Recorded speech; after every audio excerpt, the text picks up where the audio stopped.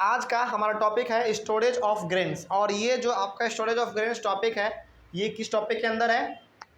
किसके अंदर? Crop protection management के अंदर। ठीक है, तो ये भी आपको मालूम होना चाहिए कि कौन सा टॉपिक किसके अंदर है ना, ताकि समझने में आसानी हो सके। आगे बढ़ते हैं, क्या लिखा हुआ है इस टॉपिक के अंदर देखते हैं। सबसे पहला बात यहाँ पे लिखा हुआ है, losses in agricultural produce can be very high. देखो हमारे भारत में ना, खास करके भारत में अनाजों का कमी नहीं है, यानी कि हमारे भारत में जो प्रोडक्शन होता है ना, उसमें कमी जरा सा भी नहीं है, लेकिन उसको बर्बाद करने में भी हम लोग बहुत आगे हैं। यानी कि जितना हम लोग प्रोडक्शन करते हैं उसमें से कुछ हिस्सा जो है हम लोग बर्बाद कर देते हैं। जानबूझ के बर्बाद करते हैं क्या? नहीं, गलती से हो जाता है ना। कभी कभी गलती से हो जाता है, कभी कभी हमारा लापरवाही से भी हो जाता है, कभी कभी हम लोग अनदेखा कर देते हैं, इग्नोर कर देते हैं, इसके वजह से भी हमारा फसल बर्बाद हो जाता है।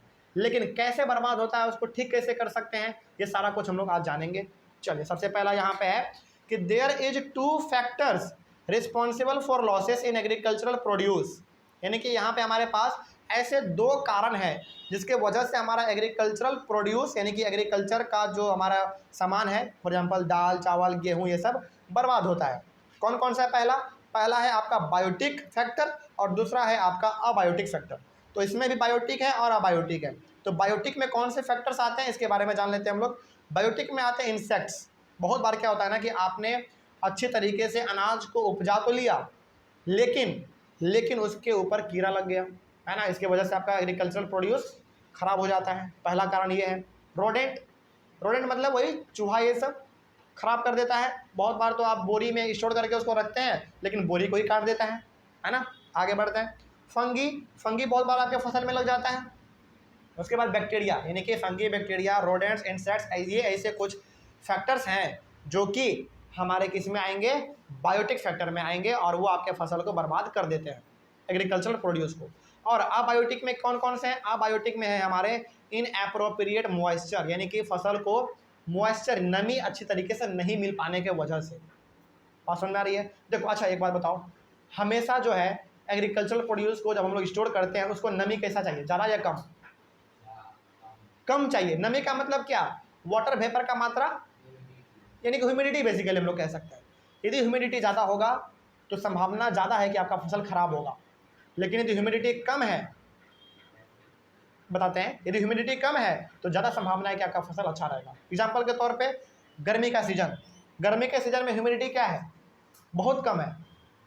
मतलब कि वहाँ पे नमी क्या है? बहुत कम है। मतलब कि हमें हर जगह पे गर्मी का माहौल है ना। और हमेशा जो है ना एग्रीकल्चरल प्रोड्यूस यदि स्टोर करना चाहिए तो गर्म वाले जगह में करना चाहिए, ताकि यदि उसमें कोई बैक्टीरिया फंगी हो तो वो गर्मी से मर जाए, उसमें कीड़ा मकोड़ा लगे ही ना।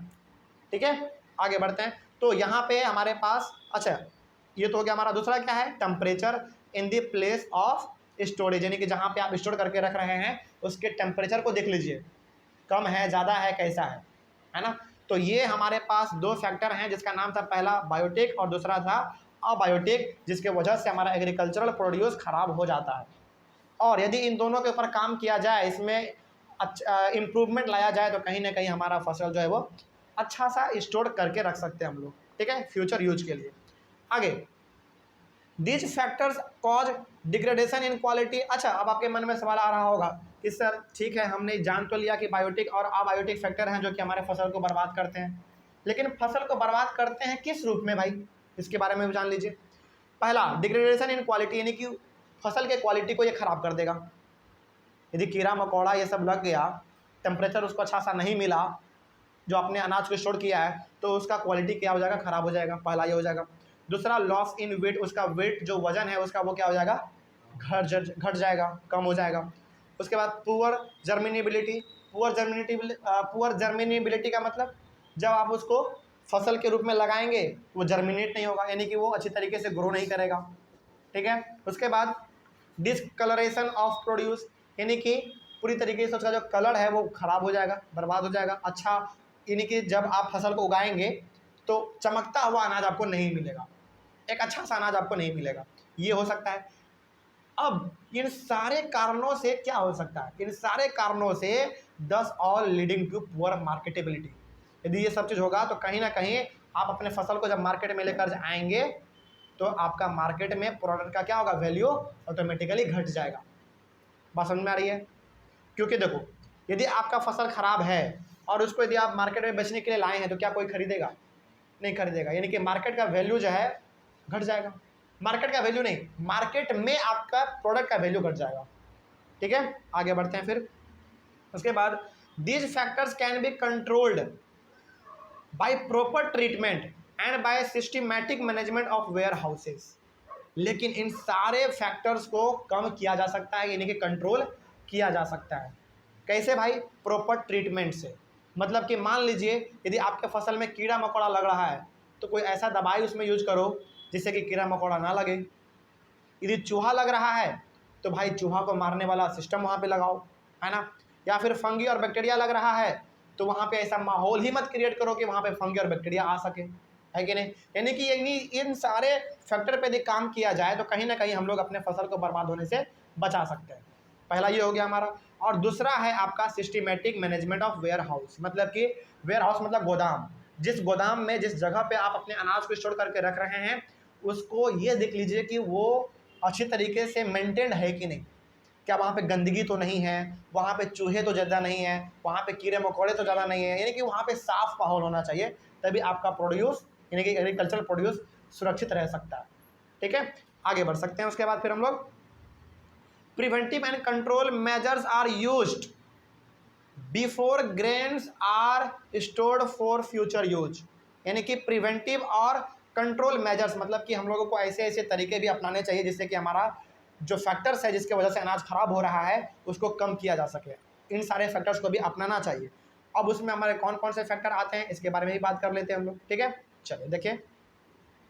They include strict cleaning of the produce before storage. मतलब कि जब आप अपने अनाज को स्टोर करने के लिए जा रहे हैं तो उसको अच्छी तरीके से क्या कर लीजिए, पहले क्लीन कर लीजिए, साफ कर लीजिए पूरी तरीके से। किसको? अनाज को, अपने खुद के अनाज को अच्छी तरीके से साफ कर लो, पहला ये कर सकते हैं आप। दूसरा, proper drying of the produce first in the sunlight and then in shade. दूसरा, अपने अनाज को, अपने फसल को पूरी तरीके से ड्राई कर दो, यानी कि सुखा दो, पहले सनलाइट में, दूसरा शेड में। शेड मतलब थोड़ा सा छाया में, ताकि दोनों प्रकार का उसको कंडीशन मिल जाए अच्छी तरीके से रहने के लिए। और तीसरा है आपका fumigation using chemicals that can pests. और आपको इस्तेमाल करना चाहिए यहाँ पे फ्यूमिगेशन।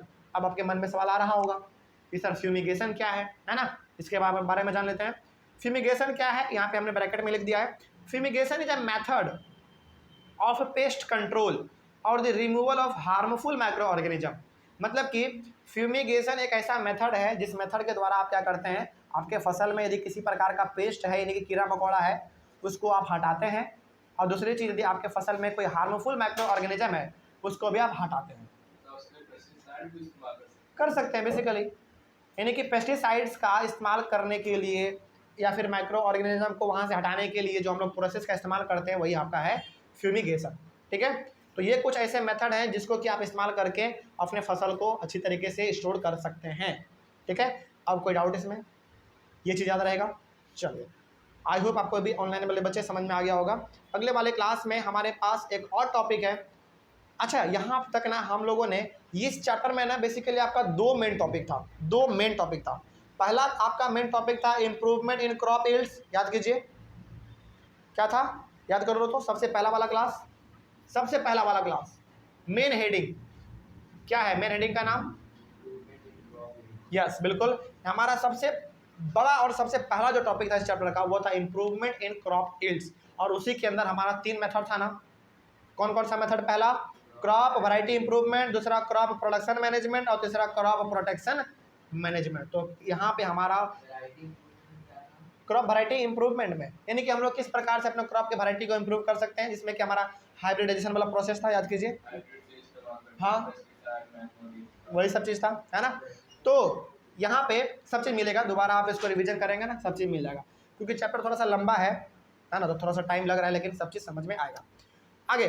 तो यहाँ पे हम लोगों ने अपना जो पहला मेन टॉपिक था हम लोग पूरी तरीके से ख़त्म कर चुके हैं आज के क्लास से। और इस चैप्टर का सेकेंड टॉपिक आपका स्टार्ट होता है अगले वाले क्लास से, जिसका नाम है एनिमल हस्बेंड्री। और एनिमल हस्बेंड्री में भी आपका अलग अलग सब टॉपिक है, जैसे आपको केटल फार्मिंग मिलेगा, पोल्ट्री फार्मिंग मिलेगा, बी कीपिंग मिलेगा, अलग अलग प्रकार का आपको फार्मिंग मिलेगा। इसके बारे में हम लोग बात करेंगे। तो ये चैप्टर आपका बेसिकली 2 टॉपिक में बटा हुआ था। पहले टॉपिक का नाम इंप्रूवमेंट इन क्रॉप यील्ड्स और दूसरा एनिमल हस्बेंड्री। तो इंप्रूवमेंट इन क्रॉप यील्ड्स हम लोगों ने खत्म कर लिया।